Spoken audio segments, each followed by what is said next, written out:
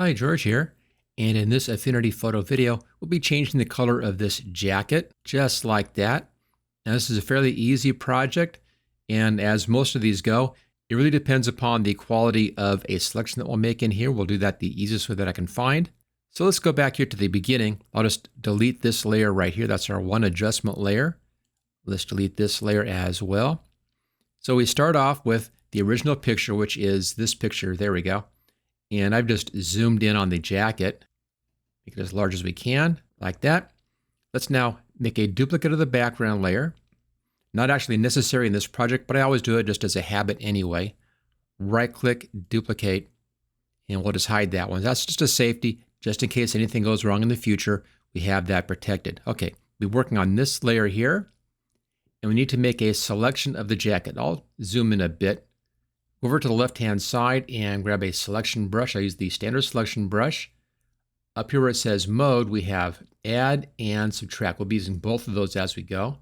You can adjust your width right here. That's the width of the brush. You can make it larger or smaller also by using the left and right square bracket keys. Really easy that way. I'm using snap to edges that will help define the edge.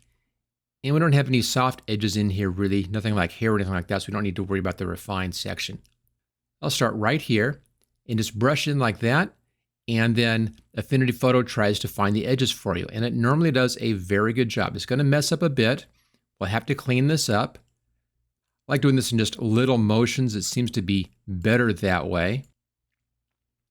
And we'll see how well we do up in here. Now, when I did this for the sample, it went and grabbed the whole area up in here. It looks like it's not doing it this time, so just take your time, be careful on your approach. The smaller the brush is, the better this works out usually. There, when it just grabbed too much, I'll use Control Z to back out of that step. And we'll continue on around and try to get the whole jacket here. Now, when you're using this tool, you can hold the space bar down and then move the picture. Just kind of push it around like that.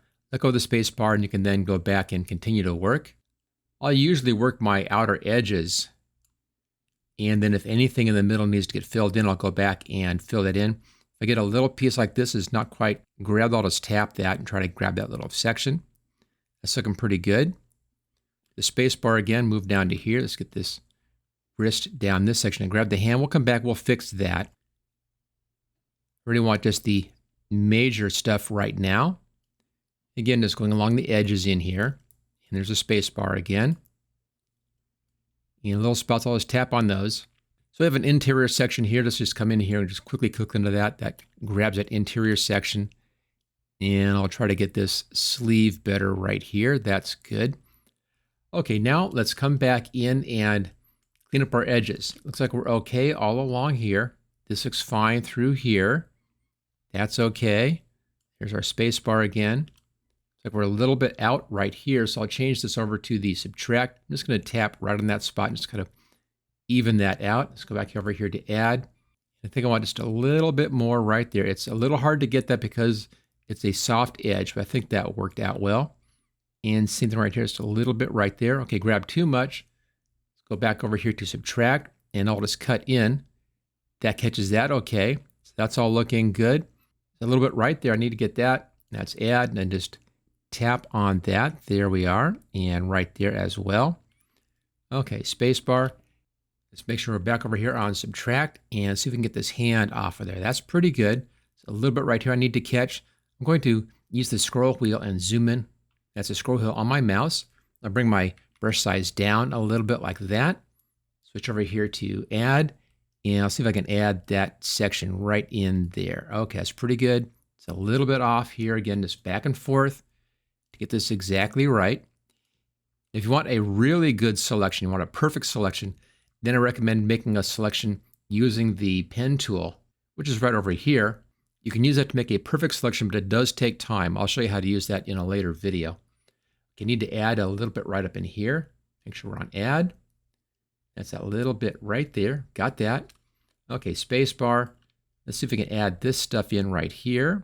I'll let it go a little too large, and then I'll bring it back again. And then the left square bracket key, and let's catch this little stuff right inside here.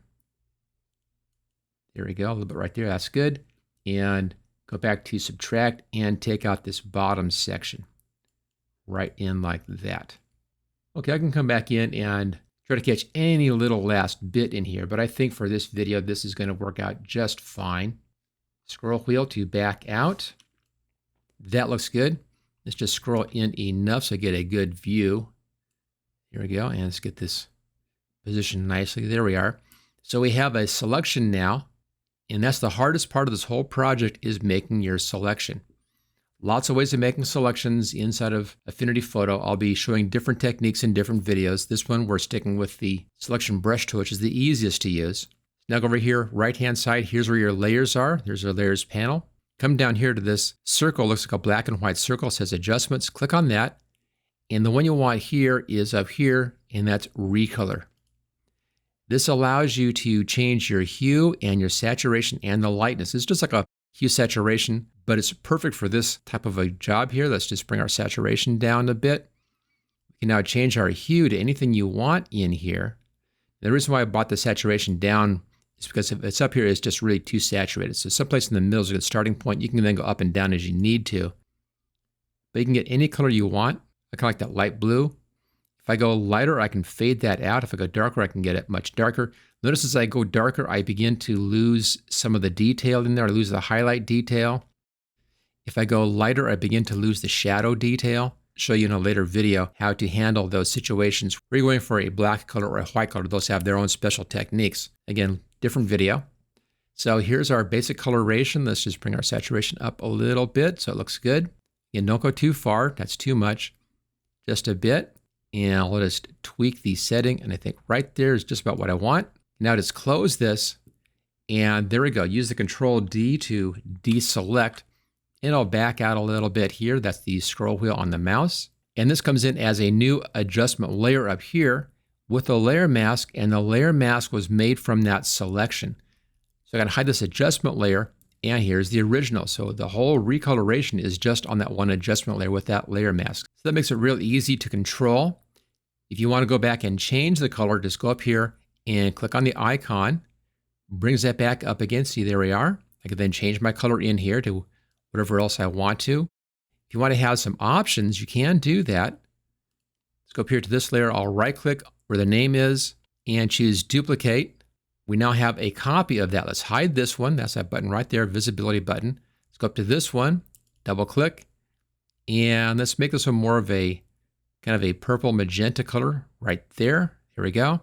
Show that. So top one is magenta, the second one is blue, and here's the original. So you can do different variations if you want to, just by duplicating that layer.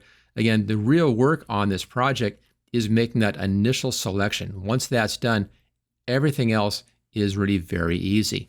And if you enjoyed this video and you want to learn more about how to use the different tools here inside of Affinity Photo, I have a training course all about this where I cover all the tools, I cover all the menus, all the different personas up here, all the panels right-hand side, basically everything in the program, and I'll put a link for that at the top of the description.